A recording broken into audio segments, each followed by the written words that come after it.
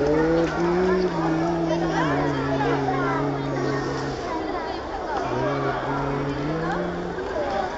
murid-murid kita senyap. Okey, ada bawa bendera? Okey, lepas ni kita akan menyanyikan lagu tanggal 31 dan murid-murid kita bernyanyi bersama-sama sambil mengibarkan bendera.